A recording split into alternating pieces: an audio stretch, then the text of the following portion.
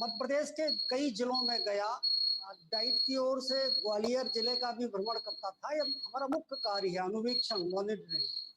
तो जो 18-20 वर्ष की सेवाओं में मैंने देखा, सामान्य शिक्षा जो बच्चों को दी जानी चाहिए, जो बच्चे नॉर्मल हैं, जिन्हें किसी तरह की डिसेबिलिटी नहीं है, वो ग्रामीण अंचल के बच्चे शिक्षा से वंचित हैं। ग्रामीण अंचल में निःशक्त बच्चे भी हैं। जब हमारा शिक्षक, हमारा तंत्र, कड़वा सत्य है दीदी, लेकिन मैंने देखा, वो अनुभूत किया, उसको व्यक्त कर रहा हूँ। हमारे शिक्षक, हमारा तंत्र सामान्य बच्चों का भी इंक्लूजन नहीं कर रहा, विद्यालय में नहीं पढ़ा रहा। ऐसी स्थिति में हम कैसे एक स्वप्न साकार कर पाएंगे कि निःशक्त बच्चे राष्ट्र की मुख्य धारा से जुड़ेंगे, इस देश के महत्वपूर्ण अंग बनेंगे। इस विषय में अभी जी बताइए।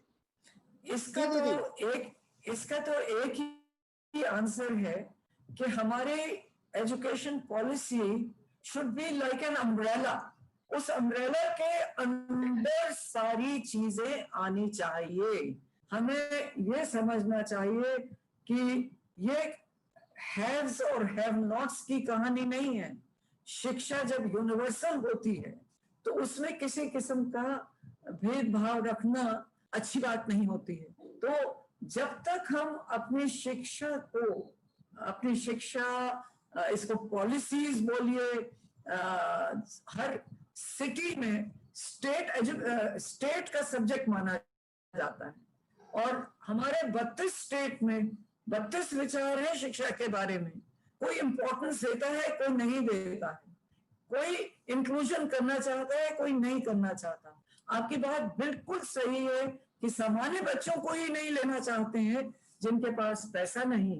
तो आप दिव्यांग बच्चों को कैसे करें? मैं तो सोचता हूँ दिव्यांग हो या सामान्य हो, बच्चे तो बच्चे हैं, एजुकेशन उनका राइट है और उनको ये राइट दिलवाना हमारी ड्यूटी है। तो इसके लिए हम सबको मिलकर लड़ना होगा। जो नई शिक्षा की पॉलिसी आई है उसमें काफी हद तक इस इंक्लूजन की बात हुई है, उसमें काफी हद तक एक ऐसे रीच की बात हुई है जहां हम ये कह सके कि बहुत भेदभाव नहीं होना चाहिए, ऐसा है। पर कागजी कार्रवाई कागजी ना रह जाए, उसको इम्प्लीमेंट करने वाले हम सभी हैं। हमें ये देख लेना चाहिए कि इसकी लड़ाई होगी जरूर और बहुत भयंकर होगी, लेकिन अगर सब मिलकर ये लड़ाई लड़ेंगे तो कोई कारण नहीं कि आने वाले समय में एक अच्छा मिश्रण होगा स्कूल एजुकेशन का, डिस्टेंस एजुकेशन का, ऑनलाइन एजुकेशन का, और सबकी पहुंच किसी ना किसी तरह एक उस एम को पूरा कर सकेगी जो एजुकेशन का होता है। और एजुकेशन का एम खाली पढ़ाई नहीं है, कागजी कार्रवाई नहीं है। एजुकेशन का एम होता है एक अच्छा व्यक्तित्व का विकास करना। हर बच्चा एक अच्छा नागरिक बने, एक अच्छा इंसान बने, एक अच्छी उसकी सोच हो, उसमें दया और उसमें मदद करने की जो भाव हैं वो इंक्लूजन से ही आते हैं। और कोई भी दिव्यांग बच्चा दया नहीं चाहता है, वो अवसर चाहता है। तो छू लेंगे हम भी आकाश, हमें धरती पर पांव रखने का अवसर तो दीजिए। और ये अवसर जब मिल जाता है तो कोई कारण नहीं कि वो बच्चे अपनी प्रतिभा निकाल सकें, अपने को सबको अपनी गरिमा जो हम चाहते हैं उसके साथ कह सकें कि हमें गौरवान्वित किया है बच्चों ने। वो किसी से कम नहीं है।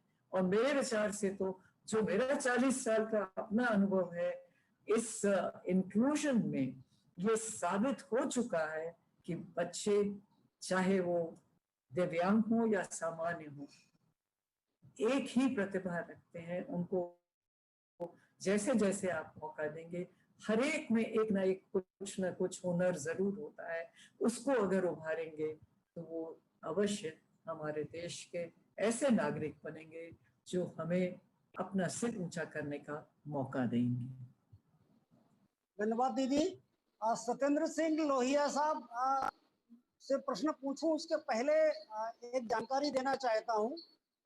जहां तक मेरे संज्ञान में है, लगभग 10 राज्यों से प्रतिभागी इस कार्यक्रम से जुड़े हुए हैं। छत्तीसगढ़ है, महाराष्ट्र है, दिल्ली है, मध्य प्रदेश है, उत्तर प्रदेश है, बिहार है, राजस्थान है।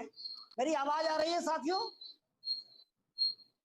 इन सभी राज्यों से, दूरस्थ अंचलों से कई विद्वान, प्राध्यापक, इंजीनियर, समाज सेवी जुड़े हुए हैं। कृपया प्रश्न पूछें, आप अपने प्रश्न पूछिए, ताकि भारत का जो समाज चाहता है, समाज की आकांक्षा और आवश्यकता क्या है दिव्यांगता के क्षेत्र में, दिव्यांग बच्चों की शिक्षा किन आकांक्षाओं को पूरा करने से संपूर्ण बनेगी।